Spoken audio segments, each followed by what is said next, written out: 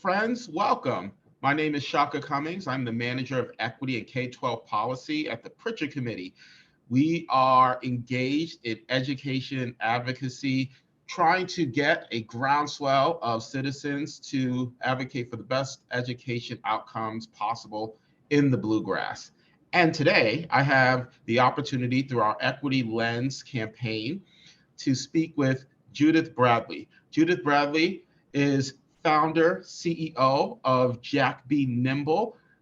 Judith is also a former recipient back in 2018 of the Beverly Ramado Award from the Prichard Committee for her leadership and engagement. Judith, thank you so much for spending a little bit of time with us today. Welcome. Talk a little bit about the work that you're doing and some of the initiatives that you are working on presently. So thank you so much and good morning to you, Shaka. I really appreciate the opportunity to be here this morning. JackBeNimble is an outgrowth, as many advocacy organizations are, of our own family's personal experiences, navigating the special education system, along with other families who at the time got together and said, there has to be some opportunity for improvement here.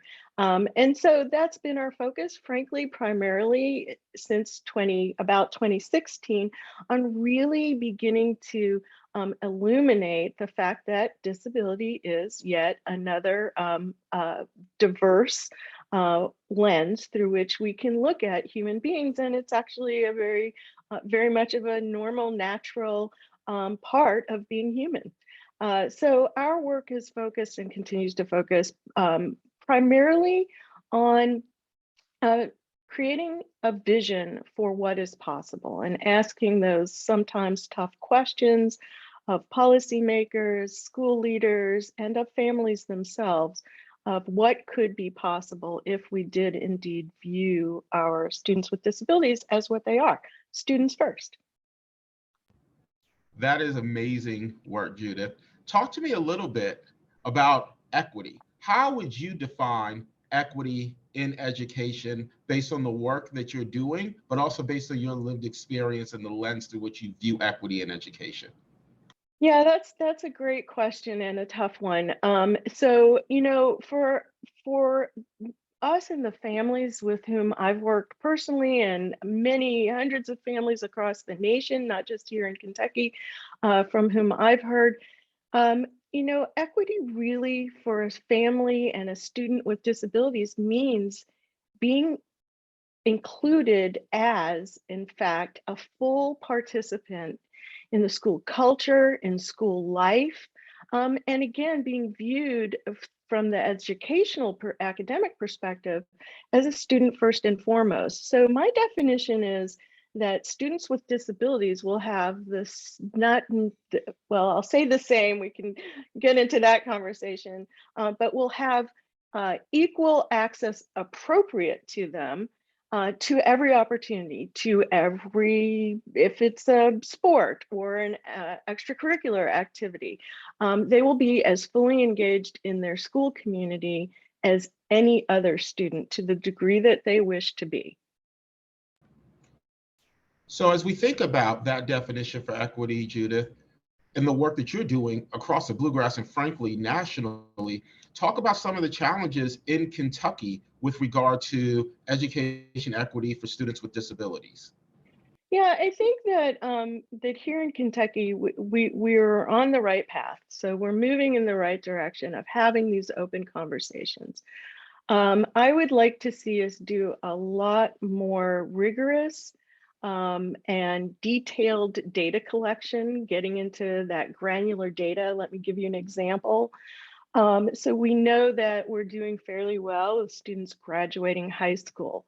Approximately 90% of our students are graduating. The question is, however, how are we doing with this particular population with what happens after high school? So we know from a study that is done annually that a year after graduation, 30% or more, this was pre-COVID, by the way, of our students with disabilities are disengaged, meaning they're not working, they're not participating in any kind of post-secondary training program, whether that's a college program or a technical training. This is a big problem. It's a problem for them, of course, in their personal lives, but it also is a community-based problem, right? We want people to be engaged in something meaningful to them and something that they can feel good about and be productive in. And from what we can see in the analysis that we've been doing over the last few months, the root causes are really grounded in the expectations we have. This probably sounds familiar to you because we see this, of course, across many populations when we talk about equity, that we don't have expectations for these students that really get them to the academic place that the majority of these students can achieve. So most students with disabilities, for example, can learn to become successful readers. Yet, upon graduation from our high schools, unfortunately, we're looking at a number of 11 to 13%. So they're graduating with a high school diploma, but they're not proficient readers. We need to begin to understand why and dig down and figure that out. I mean, there are many pieces, but you know, my focus right now is on this academic piece because education is, we all agree, so essential for the future of each individual, however it looks like for them, but also, again, for our state. We need educated people. They become taxpayers, they're connected to their communities, and they're leading lives of some contribution to others as well as to themselves. Judith, that answer is so robust. And so now I have another question to ask, but you've touched on it a little bit. And you can answer this from the Kentucky perspective and even from the national perspective. You talked about literacy amongst our students with disabilities as a significant issue. Do you believe that that's the most significant issue for students with disabilities as we think about the state of Kentucky? And if it's not, what would you identify as the most significant issue?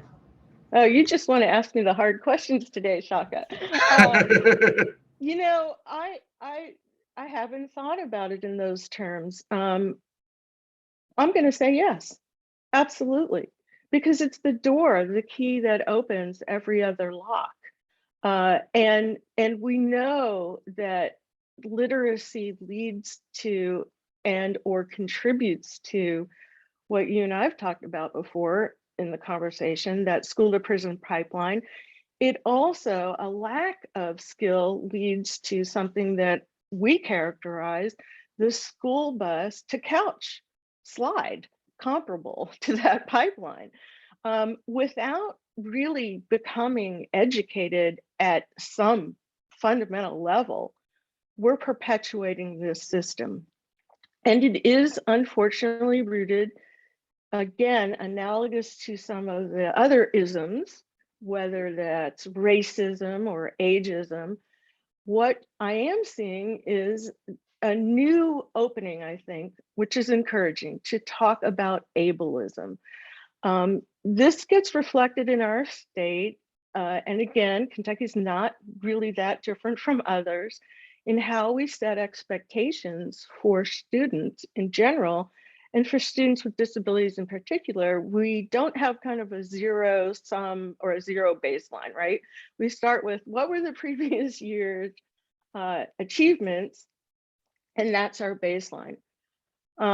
So that's problematic because the previous years haven't been all that good. So when we set goals for reading, for example, that 30% of our students will go from middle school to high school being competent readers, where does that leave our students? Judith, I mean, you have started an incredible conversation that obviously we could go deeper into. For those who are interested in maybe doing a deeper dive, how can they reach out? How can they support JackBeNimble? How can they support the work that you're doing? Where can they find you? So we do have a website, and it is jackbenimble.org, just like the children's nursery rhyme. We are becoming more active in a Facebook group that you can join. Notice Status Quo is the direction we're headed to become an advocacy accelerator. So moving out of the phase of just awareness and into really bringing people into the conversations around systemic change. So that's up and coming. If you want to help out right now, that social media piece is actually, frankly, a place where we could use some help. I'm old, so I'm still catching on to it. No worries. Judith, thank you so much for your time today. We certainly appreciate it. And thank you for sharing your perspectives on equity and education for our students with disabilities. And thank you so much, Shaka, and to the Prichard Committee. I think the work that's being done with the Big Bold Future is essential work for the state. I applaud it, and I'm really delighted to be a part of it.